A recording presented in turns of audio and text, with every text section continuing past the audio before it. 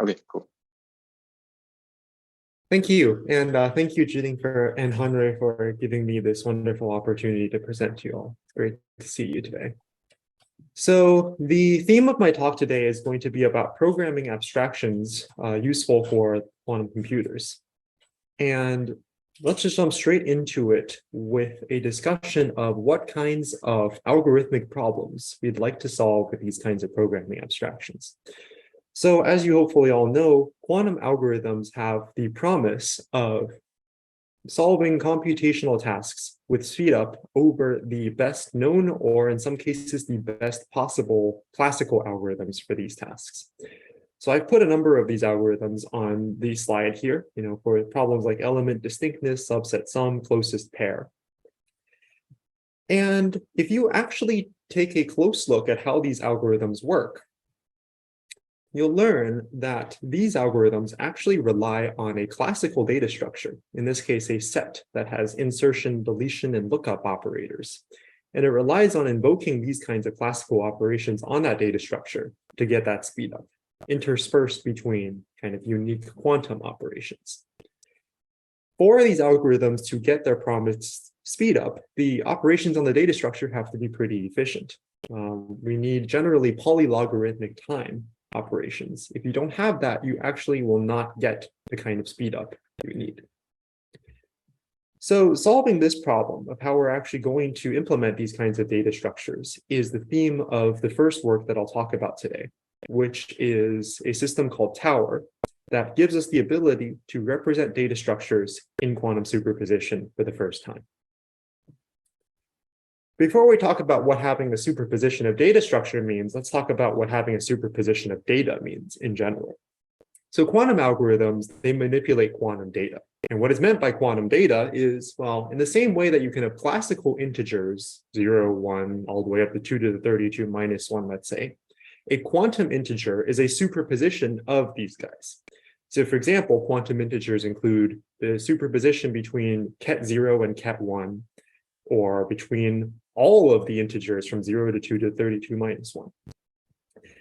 And some important aspects about superpositions is that they have these complex numbers that parameterize each one of these classical states inside the kets.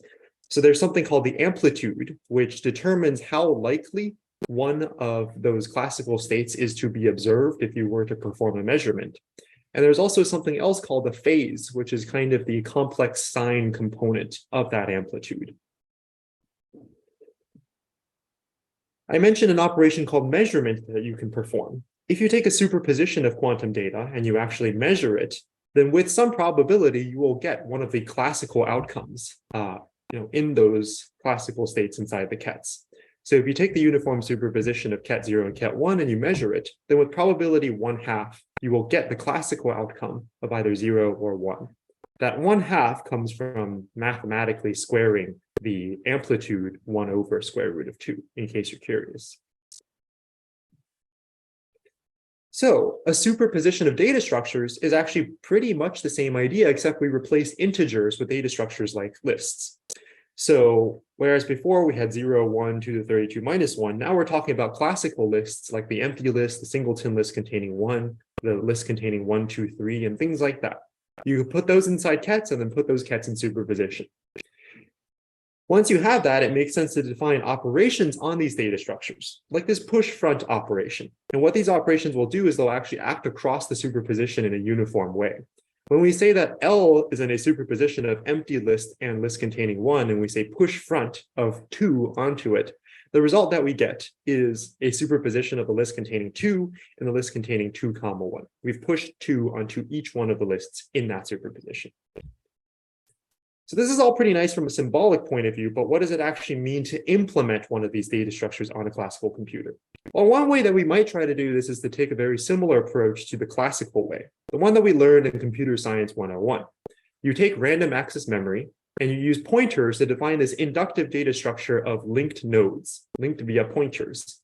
And then you can have recursive functions that manipulate these data structures by traversing the pointers.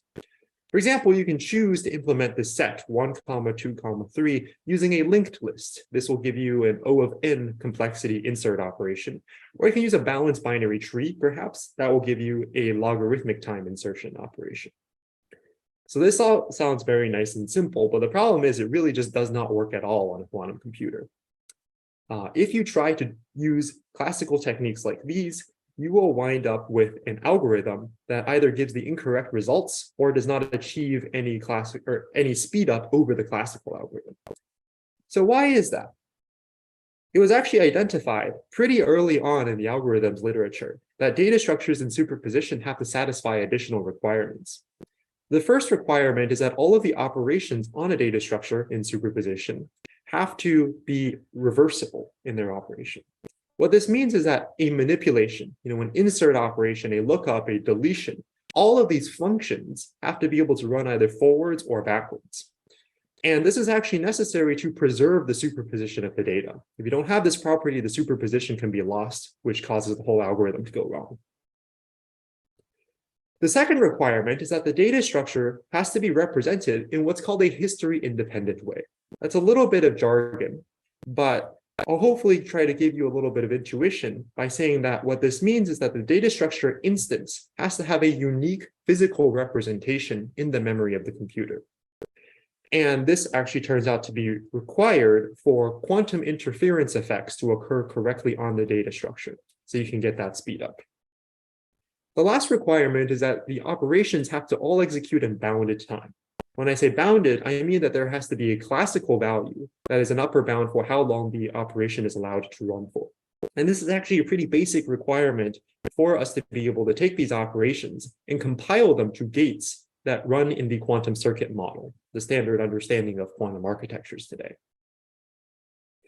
The problem, of course, is that the classical implementations we just talked about, things like linked lists, balanced binary trees, hash tables, they don't satisfy these requirements in general.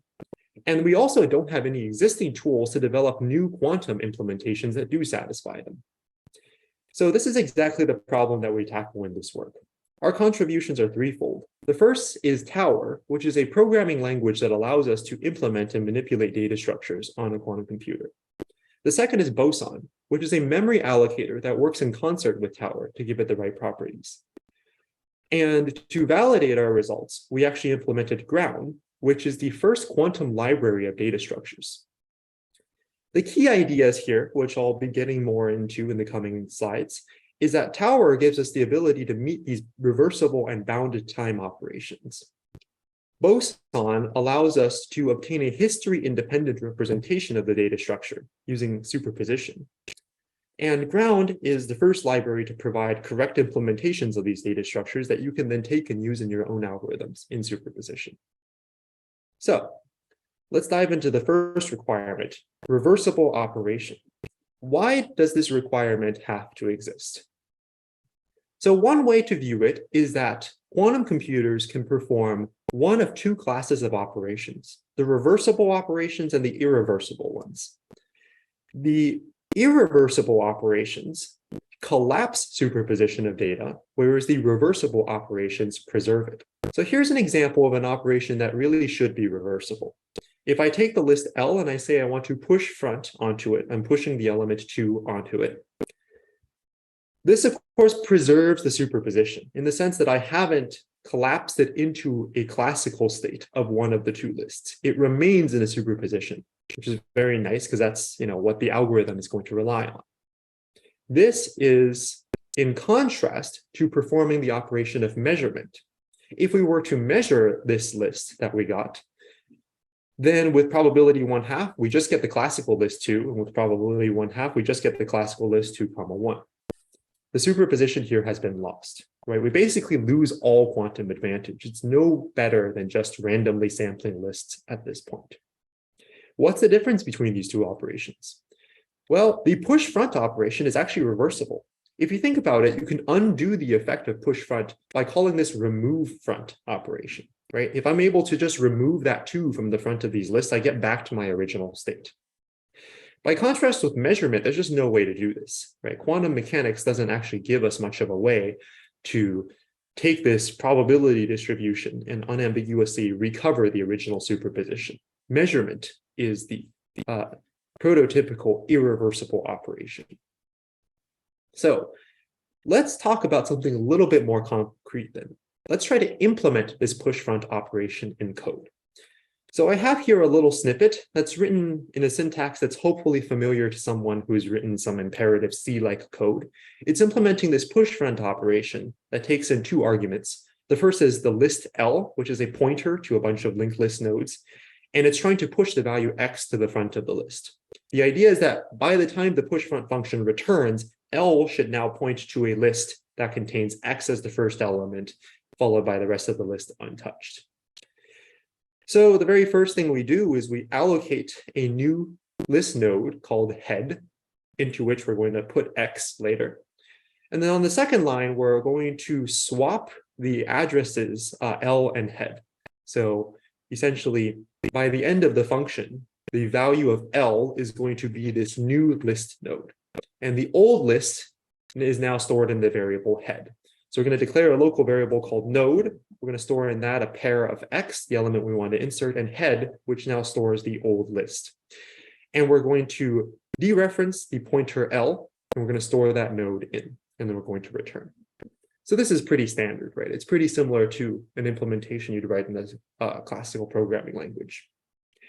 What's the issue with just using code like this as a quantum implementation?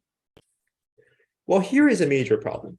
We've introduced a variable called node, which is just a temporary variable that's sticking around to the end of the function. Classically, this is not really a problem. We kind of just say that when the function returns, node is deallocated. Maybe it was stored in a register or in a stack frame, and we just set its value back to 0, and we restore that memory back to whoever else might want it in the future. But the problem is, you see, this operation of taking a value and unconditionally setting it to 0 is not actually reversible, right? If you unconditionally set a variable to 0, then there's no way of going in the opposite direction and recovering the original value of that variable. And that's why you can't really compile this function directly to a sequence of instructions that runs on a quantum computer. What might we try to do to solve this problem? Here's something that we could do. We could try to measure this variable node at the end of the function. And what measurement does is it will take the quantum data node and it will cause it to assume a classical value. And once it becomes classical, we can just throw it away. We know how to deal with classical data. So, okay, this function could plausibly now run on a quantum computer, but does it work? Does it do what we want push front to do? Let's think about a situation where right before we perform this measurement, so this is in the last step, right after we have committed the value of node into memory at the address L, let's imagine that we are in a program state that is in a superposition of these two states on the right. So essentially, we came in with two lists. L was equal to a superposition of 1 and 2, and X was equal to a superposition of 3 and 6. And we're pushing 3 onto the list containing 1 and 6 onto the list containing 2. What we really would like to do at this point is get rid of that node variable. Just throw it out and keep L in superposition. Does that actually happen when we perform the measurement? Well, no, it doesn't. Right? When we measure node, it collapses to either 3 or 6. The superposition collapses. And it turns out that L, the first element of L, is either 3 or 6, depending on what the variable node was storing. So when you collapse the superposition of node, you also collapse the superposition of L. This is really bad, right? We've called the push front operation on L. And in the process of just doing some cleanup work, we managed to actually destroy the superposition of L. That's not what we want at all. The solution that we have in Tower is to not use measurement or any irreversible operations that in general are going to destroy the superposition. Instead, we use reversible primitive operations that manipulate the data structures. Let me show you what I mean.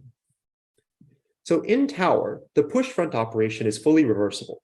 It can execute forwards. So in this case, let's say we're adding the value 6 onto the front of a list L containing 1, 2.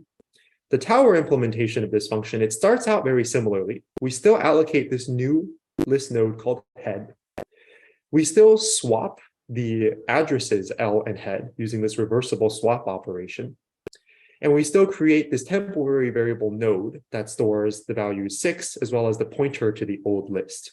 But here's where things get a little bit interesting. We want now to get rid of this variable head. And we just saw that measurement is not the right way to do this. So what we do instead is a process called uncomputation. Uncomputation is the reverse of computation. If you think about it, the variable head came about by a process that took a 0 register and flipped some of the bits in that register to give it the bit pattern that is currently stored in head. If we could just flip those same bits once again, according to some known pattern, then we restore the variable head back to 0, and then we could throw it out. And of course, we know how to do that. We know that head actually stores the same variable as the second field of this node. So what we do is we flip those bits. We use this uncomputation operator, and the effect is that head is restored to 0, and it can be thrown away. The next thing that we do is, like before, we need to take the contents of node and actually dereference the pointer L and store it into memory. To make sure that everything is reversible, we're actually going to use a swap operator here as well. Instead of swapping the values of two local variables this time, we're going to swap the local variable node with the contents of memory at address L. So there's this swap with location, memory location operator that we're invoking. And as you can see, we're almost done now. L stores 612 as we expect. And the last thing we need to do is get rid of this node. This is actually also pretty easy because at this point, we are 100% guaranteed that no node stores a 0 and a null pointer. So we can just say that it stores the default value of a list node and uncompute it. And by the end, we have a list L storing 612 as we expect. I can prove to you that this operation is reversible. It's very easy. You can, in fact, execute every one of these instructions in the program backwards. If you just execute all of them backwards, you recover the same sequence of operations and you get all the way back to the beginning here. Right? So the backward execution of push front naturally removes the 6 from the front of L. We just talked about a lot of stuff. And if you didn't follow all of it, that's okay. The takeaway from this section is that we have a language tower that introduces for the first time into quantum programming the concepts of having high-level data and pointer types, so integers, linked list nodes, and things like that, as well as operators that allow you to manipulate random access memory in a fully reversible way. Once you have all of these things, for the first time, you're able to implement reversible operations on data structures, the kind that algorithms actually require. Cool, so that's the first requirement of reversibility. What about the second requirement of history independence? What does this even mean? So, to put it very simply, let's suppose that we have a situation where we have two sets, well, two variables, S1 and S2, that actually both denote the set 1, 2. So this is a mathematical set with these two integers in it.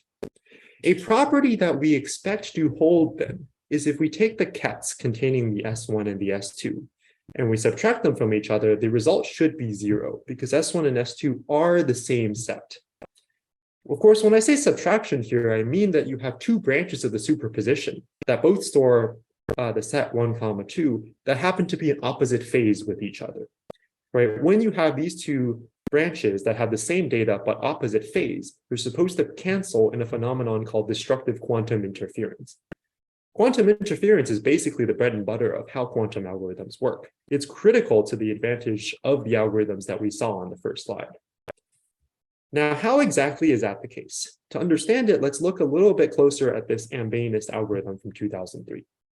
What this algorithm solves is the so-called element distinctness problem. It's actually very simple to formulate.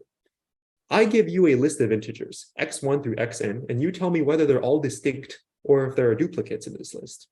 Classically, it's not too hard to show that you actually need omega of n queries to the xi elements. You can't do it without checking all of the elements.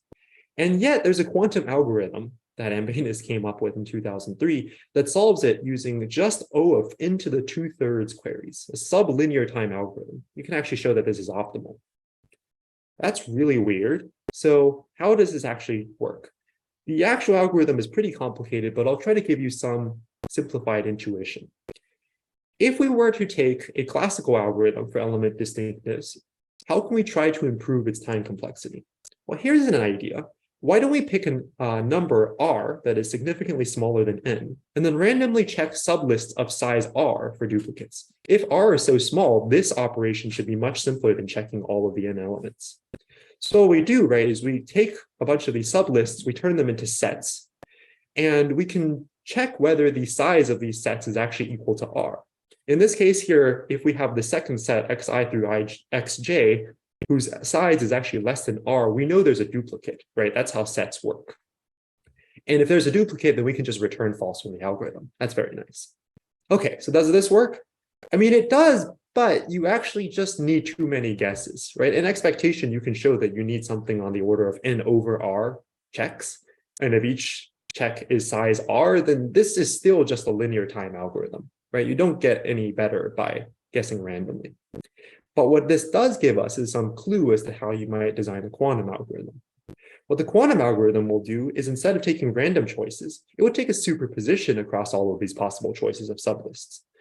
So what it will do is actually create a superposition where each of the branches is a ket containing the sets, right? Each one of these three sets with some amplitude in front of them. Now, what happens if we just measure this superposition that we created? Well, nothing really good happens, because the amplitudes here are configured in such a way that if you want to measure a particular set, the probability of actually observing that set is quite small. It's basically no better than the probabilistic case. But then we can do some quantum magic. We can replace the process of random sampling with something called amplitude amplification.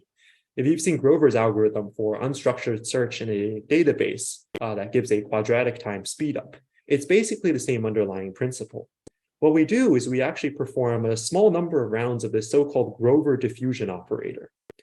The effect of this is to actually amplify the amplitudes on some of the sublists, the desirable ones. In this case, desirable means it actually has a duplicate, and it diminishes the amplitudes on the undesirable sublists.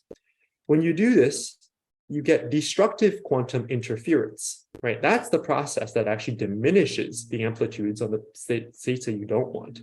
And the probability of observing the states that you do want rapidly approaches 1. When you do this, it actually gives you the first idea of a sublinear time algorithm.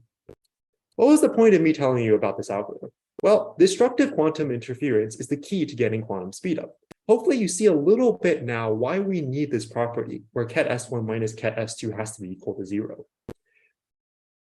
Amplitude amplification works by diminishing the amplitudes of the states that you don't want. And the process of diminishing amplitudes is enabled by having destructive interference on branches of superposition with the same data but opposite phase. Cool. So let's go back then to our original premise here. This is the property that we want. In what ways might it possibly go wrong? Let's zoom in a little bit on what it means for S1 and S2 to actually store this set 1, 2. How is S1 and S2 physically laid out in memory? Perhaps they're represented as linked lists. S1 might be represented as 1, 2, and S2 might be 2, 1. This is a perfectly reasonable thing to do in the classical world. You can disregard order as long as all of your operations are defined correctly. But you see that if you do this, you actually won't have the property that ket S1 minus ket S2 is equal to 0. The quantum computer cares very intimately about the precise layout of the memory in each one of the states. If they're even off by a single bit, quantum interference doesn't work at all, and you don't get the correct output from the algorithm. Okay, so let's try to solve this problem then, right? We saw that ordering is a problem, so let's just enforce that all of the representations here are linked lists that have sorted contents and no duplicates, right? That should fix this problem. But are we actually out of the woods? Maybe not.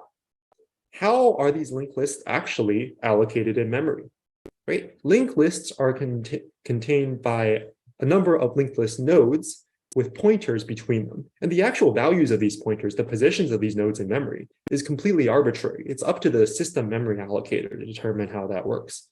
And so there's nothing wrong with the idea of the allocator putting these two linked lists in different arrangements, depending, for example, on the order in which they were inserted. And the result that you get is still that you do not have quantum interference. In this case, the physical representations are still distinct between the two supposedly identical sets, and you still don't have the correct output. Okay, so this is actually a pretty involved kind of thing then. we need a very strong property to hold on the data structure. In particular, the property is that if you have two sequences of operations that yield supposedly equivalent data structures, then the physical representations of those two data structures have to be precisely identical. A short way of thinking about this is that semantically equivalent data structures, ones that contain the same elements, have to also be physically identical, have the same bit pattern in memory. Okay, can we actually take something like a quantum linked list and make it history independent? Remember, we have these two distinct allocation layouts of the linked list. Wouldn't it be nice if we somehow had the ability to do these things at the same time? Of course you do, right? This is quantum, and the idea of a same time is to use superposition. That's exactly what we do in this boson allocator. In boson, what is the memory layout of S1? It's the same as the layout of S2. It's the uniform superposition of all of the possible arrangements of the list 1, 2 in memory. This uniform superposition is unique. And so there's no two ways of doing it. Of course, you're going to get that ket S1 is equal to ket S2 in terms of both semantic equality and physical equality. There's a lot more to the details of how we actually manage to do this. You're probably wondering, for example, what exactly is the process by which we're generating all of these uniform superpositions? There are details provided in the paper for, the exact process by which we do that. And we also talk a little bit about how, well, we don't actually want to use linked lists, right? That would defeat the purpose. They only have O of n insert and remove operations. You really do still want to use some sort of tree structure. And in the paper, we actually use radix trees, which naturally have history independent properties. Cool. So if you've been following along, you've seen that we have now discussed the first two requirements, reversibility and history independence. The third requirement, bounded time execution, is covered in the paper. It's not as interesting. Essentially, we have a language that actually statically bounds the recursion depth of the operations using a type system. But what I want to focus on now is the fact that we've talked a lot about data structures in superposition, and yet we haven't seen so far that many examples of data structures in superposition. So that's the point of our third contribution, which is Ground, the first quantum library of data structures. There's a lot going on this slide, but I want to emphasize is that what we have done in this library is we've implemented a bunch of new data structures that have previously been unexplored in the quantum computing literature. These are a lot of your familiar data structures: lists, stacks, queues, strings, sets, dictionaries, these sorts of things. They satisfy the same complexity assumptions of state-of-the-art algorithms that utilize these data structures, and they're also in line with our classical implementations of the data structures. How did we actually confirm that they have these complexities? Well, we compiled everything down to circuits, right? We actually compiled them and we counted the number of qubits and gates that was required. And we were able to validate the asymptotic complexity using these counts. There's more detail in the paper. In particular, one of the questions about how to implement a library like Ground is how do we translate our classical understanding of how to do data structure traversals and whatnot to quantum programs in a language like Tower? There are more problems that arise than the ones that I've covered so far. A lot of them have to do with uncomputation. It's this really weird thing that you have to do in the quantum world that you don't have to do in the classical world.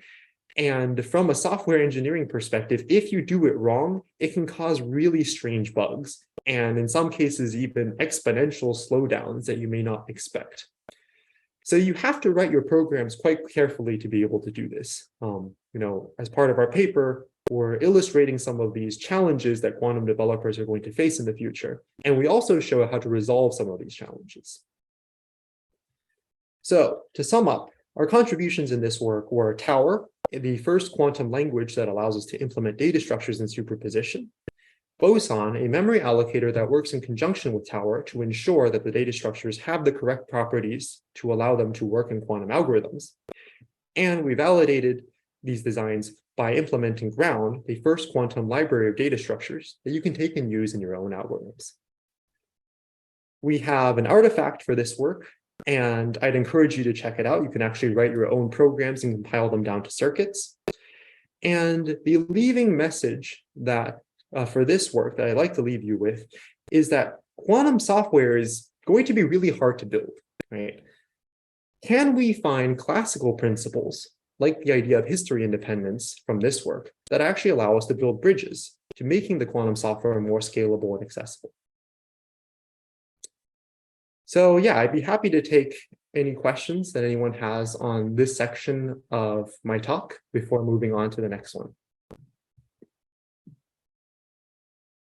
Yeah, so I don't know how to do this. There's one question. Yeah. Yixiang raised the hand, so you can unmute yourself. Sure. Hi. That's very nice work. And on regard of like classical part of like dealing with oblivious and history-free data structures, we do have conducted a little research on that, and we found a term called uniquely represented data structure, which is both oblivious and history-free, and it can be efficiently built from the original classical data structures. Do you know whether we can like model that algorithm into a quantum one? And if you have research into it everywhere. That sounds like a very cool direction. So I've heard a little bit about how oblivious data structures relate here. So obliviousness, I may be remembering correctly, but it's actually a property that's a little bit stronger than history independence, right? Because it's saying that not only is the representation in memory, not only does that have to be unique, but it's also something like the sequence of memory lookups, you know, like the addresses that are being put on the bus have to be the same, which is a fairly strong property. And I have seen some of the work on doing that in a general and efficient way. It'd be very cool to see if you could actually extend those in the quantum case. I haven't thought about it that much myself, but I'd love to talk more about how to do that. It sounds pretty exciting. Yeah, I mean, the term is called like uniquely represented structure, which is basically what we would like to have when we don't want to have the superposition you proposed in Boston here, where like one state represents, one pure state, not one pure state, one basis, like one computational basis state represents the data structure in that case. Yeah, I think it's a very similar idea there. Yeah, thanks for bringing that up. Yeah, thank you.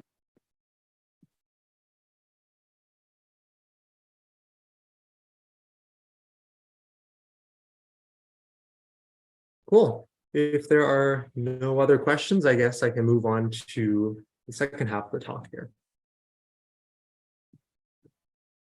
So in the second half, I'm going to shift gears quite a bit. This is actually some earlier work we did on reasoning about quantum entanglement in programs. It's a little bit at a lower level of abstraction from the previous work, and it focuses more on the quantum phenomenon of entanglement, which we saw a little bit of in the previous work, but we'll dive into it more now.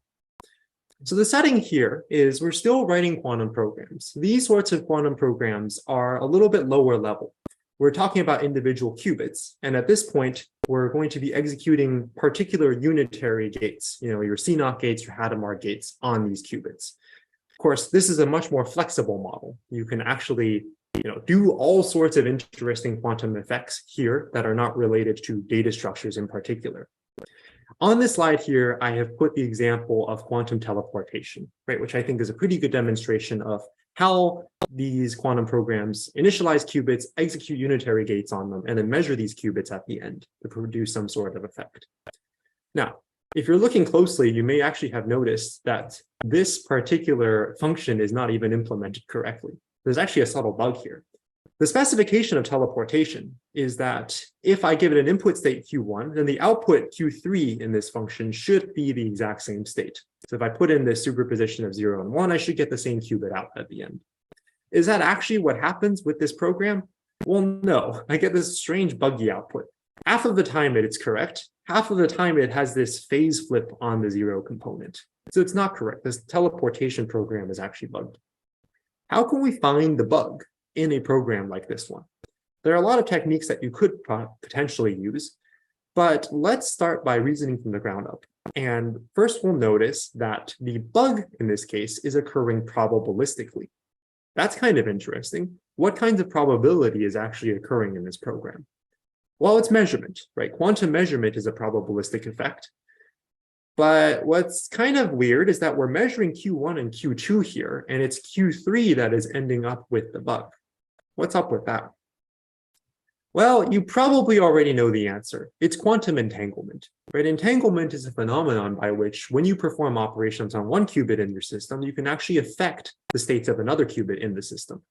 So what actually happened here is that right before we did the measurement, the qubits Q1 and Q3, they were entangled.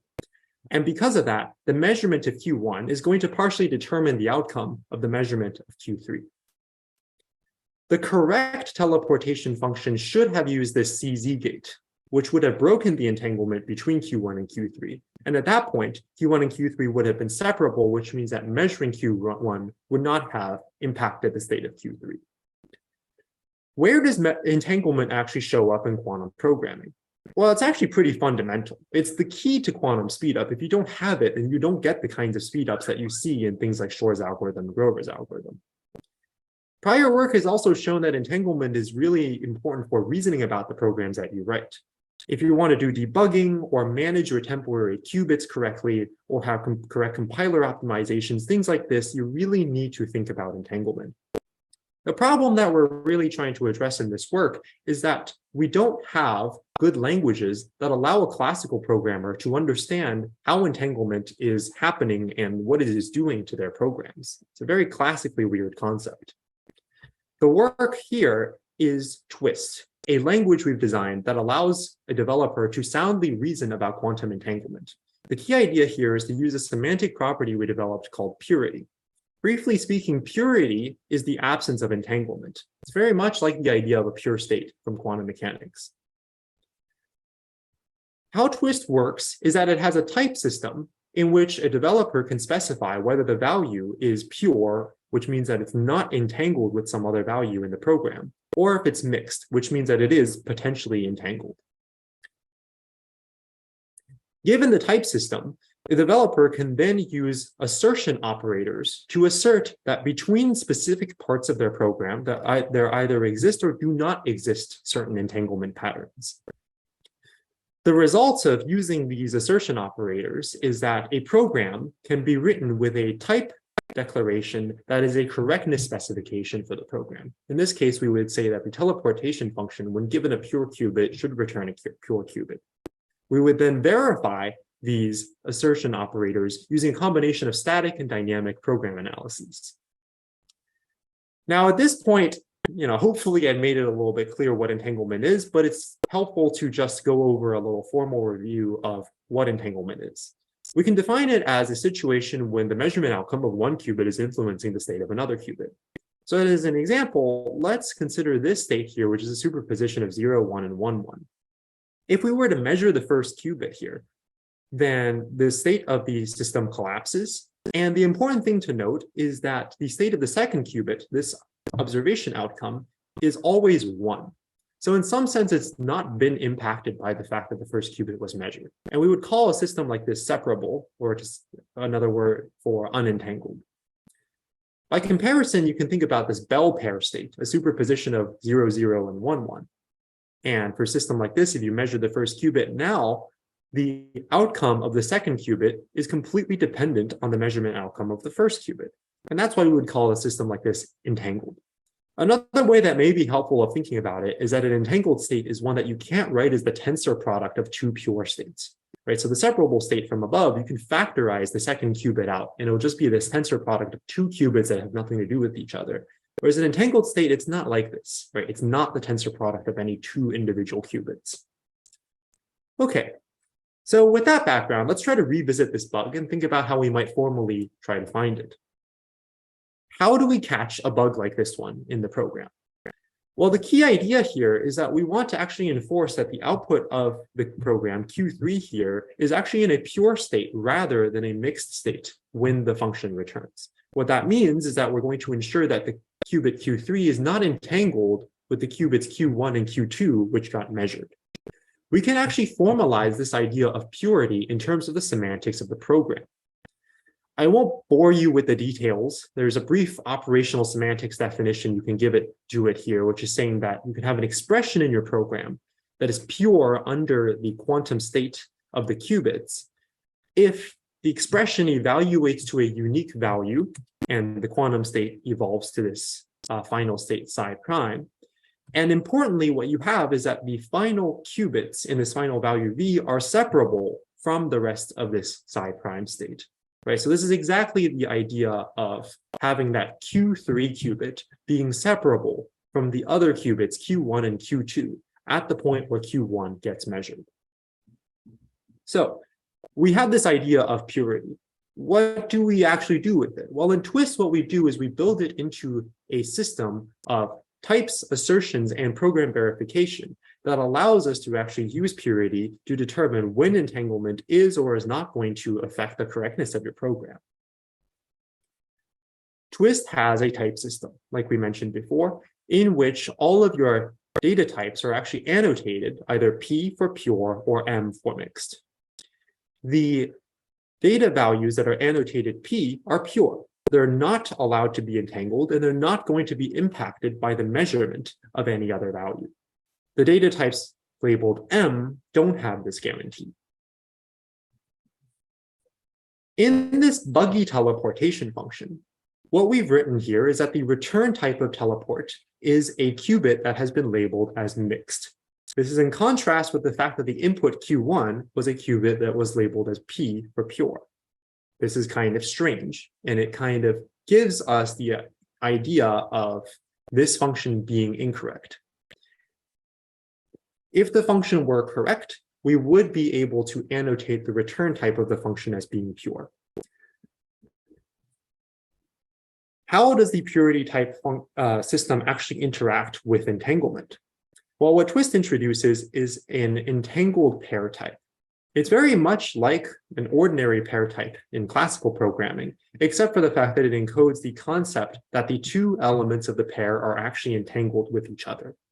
So on line 2 of the program here, what has happened is that we're calling this bell pair helper function. Right? Remember, the bell pair, it returns us these two qubits that are entangled with each other, and hence we denote that using this ampersand to encode that these qubits are entangled.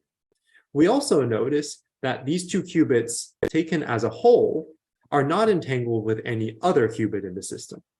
And so we actually annotate the pair collectively as being pure, despite the fact that the elements of the pair are entangled. Okay, so the entangled pair then must give rise to non-pure data. And that's exactly what happens. When you project two elements from an entangled pair type, you get two components that must be annotated as mixed. The type system enforces this constraint. In the buggy program here, nothing interesting happens in the rest of the program, and Q3 is eventually returned. For the program to type check, Q3 and the return type of the function must be annotated as mixed. Okay, so we've seen that this is the buggy program here. How can we actually both fix the bug and be assured through the type system that we've actually fixed the bug? What we'll do is we'll change that C0 to that CZ gate, right, which is what we expect. So we've changed one of the gates of the program. But what we also want now is to be able to say that the final return type of the function can now be annotated as pure, right? This gives us an assurance that we're doing the right thing. But the type of Q3 is still mixed right after this CZ instruction. So what can we do? This is where the assertion operators in Twist come into play. So the first thing that happens is we can take these qubits, Q1, Q2, and Q3, and we can put them all into this triple. And because these qubits were mixed, this triple is also mixed. At this point, we don't have enough information to say anything else. But right after that, we're going to take the stance of saying, we have these three qubits, Q1, Q2, and Q3. I'm going to assert that taken collectively, these three qubits are not entangled with any other qubit in the system. That is, this Q123 variable should actually be pure. In order to make this claim, I'm going to use an assertion operator in Twist called the cast assertion. What cast does is it takes a variable in the program, and it basically promotes its type from being mixed to pure. The next thing that we do is we need to say, well, Q3 is actually not entangled with Q1 and Q2, right? We need to have this find your green information. And for that, we use the second assertion operator in Twist, which is called split. What split does is it takes a pure entangled pair, and it asserts that the two components of the pair are not entangled and are therefore pure. The results of doing this is that we can actually return Q3, which is a pure qubit that matches the correctness specification that we would expect from teleport, that if its input is pure, then its output is pure as well. Okay, I've just been using this cast and split assertion however I wanted to get the program to type check, but we need to actually make sure that we did it in the right way. We need to verify these assertions. And the way that Twist verifies these assertions is through a combination of a static and a dynamic program analysis. First, let's talk about how to use a static analysis to verify this cast assertion. Remember that cast is saying, I have a collection of qubits, and they're not entangled with any other qubit in the system. To check a claim like this, we can use a conservative static analysis that's basically just tracking where all of the data in this value is coming from. So we trace backwards through the program, and we look to see if there is any entanglement potentially between any of the qubits that we're looking at and any other qubits in the system. We keep tracing backward and we don't find any possible entanglement until we reach, in this case, the output of the Bell pair function, which we know is pure, as well as the input of the function Q1, which is also known to be pure. So at this point, we can be highly confident that the value Q123 is actually pure. It can't be entangled with anything else. We just checked that by the analysis. The split assertion is a little bit harder to check, right? We can't get away with just using this conservative, let's see what the qubits touch kind of analysis to actually determine whether Q3 is separated from Q1 and Q2. For that, we introduced the concept of using a dynamic test within the program. That is to say, we're actually going to check this at runtime, which is a pretty interesting concept for quantum programming, at least. How does this runtime check work? Well, if you remember our definition of an entangled state as one that cannot be separated into the tensor product of two smaller states, then we actually have a test that we can run. We can take the current state of the program, all three of these qubits, and we can ask, does it actually factor into two smaller factors? Can we check this kind of factoring? In simulation, we can do this. In simulation, we have the access to the full state vector of the system. And so it's actually just a matter of simple linear algebra. You do a Schmidt decomposition via an SVD. It's actually surprisingly efficient, all things considered. In hardware, things are a little bit more complicated, right? Because generally speaking, to peek into properties of a quantum state, you need multiple copies of that quantum state, and some of those copies have to get destroyed. The question then is, how efficient is this process? It turns out that Haro and Montanaro in 2013 published a relatively efficient test for separability, which is called the iterated swap test. I don't have too much time to give you the details of how this test works. I'm happy to talk afterwards about it. But the gist of this is that we are able to run the program for a relatively few number of times to generate copies of the state that get fed into this swap test, which tells us with high probability, high confidence, whether the state is actually entangled. Okay, so we implemented Twist, and we wanted to evaluate the questions of its expressiveness and its performance, right? Now that we have this language design, do we know whether it is able to be used to express a wide range of quantum algorithms and to actually check that those implementations don't have purity bugs? And we also want to know what the overhead of the runtime verification is. So to answer research question 1, what we did is we developed a suite of test cases, right, benchmarks. And on this slide here, we're presenting the portion of that test case that corresponds to valid programs. So you have a number of test cases: teleportation, oracles for Grover's algorithm, standard algorithms like Deutsch, Grover, QFT, error correction codes like Shor. And what we're doing in this table here is we actually have a couple of columns. The first column, valid, is the ground truth for whether this program should actually be considered correct, right? If a human is looking at this program, would they say that it's doing the right thing? And in this table, all of the ones are the valid programs. And so what we want to see is then that Twist accepts the program.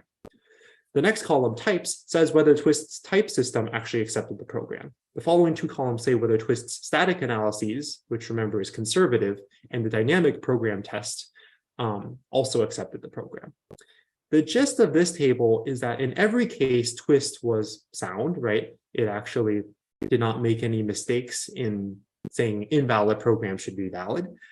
But there's a little bit of a precision problem in the static analysis, right? So there's something a little bit weird going on with this teleport measure example. Twist was able to actually determine that the program is correct when it ran the dynamic analysis, but the static analysis concluded that it may have been wrong. Okay. The more interesting part, arguably, is how Twist does on invalid programs. So what we did here is we took the benchmark suite from the previous examples, and we actually modified the benchmarks to introduce a rather subtle bug that we believe a human developer would have trouble catching. So these are things like using a C0 gate instead of a CZ gate in the teleportation example that we've been seeing, or computing a value in an incorrect basis, or initializing a value using a mixed state instead of a pure state, these sorts of weird things that classical developers aren't used to. So in this table, all of the programs are actually supposed to be invalid, and the goal is to actually get Twist to reject them at one of the stages. And as you can see in this case, we were actually able to show that Twist is both sound and precise for these examples. For each one of the invalid examples, either through the type system or the static analysis or the dynamic analysis, Twist rejected the program. Okay, so the last evaluation is about the runtime verification overhead. The way that we did this was we wrote a suite of programs that perform this conditional modular multiplication. The details here are a little bit hairy, but the idea is that it's a relatively simple way of getting a family of programs such that they perform some interesting computation, and then by the end of that computation, there's a qubit, in this case, the condition qubit, that really should be separable from the rest of the computation. I mean, if it wasn't separable, then you know something went wrong. It's pretty easy to verify the separability condition using the runtime purity assertion, that split operator in Twist. We would really have liked to run this on a quantum computer. We didn't have access to one, and certainly not one that would have been reliable enough for us to do the kinds of iterated swap tests we would have liked to do. So we settled for executing on a quantum simulator, measuring the total runtime of the simulation and the proportion of that runtime that was allocated to checking the runtime assertions. To put it in brief, we were able to show that in simulation, less than 3.5% of the overhead is actually devoted to checking these runtime assertions. It's a relatively small result in the grand scheme of things, but it's one of the first results that we were actually able to find on runtime program verification for quantum programs. And we hope that this kind of leads the way to more interesting studies in the future. There's a couple more details that honestly, I don't think I have the ability to cover in the time that we have today. So I'll just skip to the end and sum up by saying that in this work, what we did was we created a language called Twist that allows a developer to soundly reason about how entanglement is affecting their programs.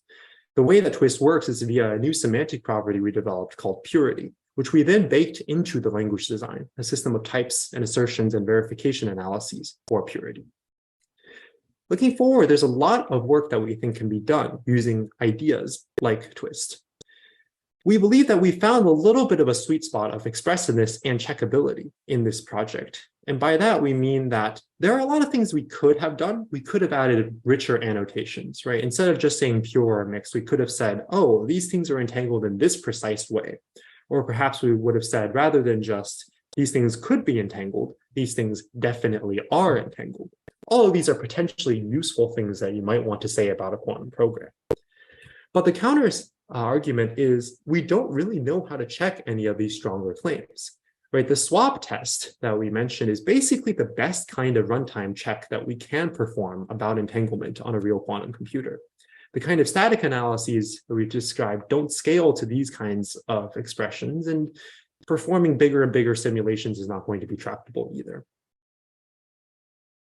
There's a lot of things that you can do to try to find information about a quantum program. I mean, I won't get into the details here, but there's a whole spectrum you can perform, ranging from full tomography of the system, right?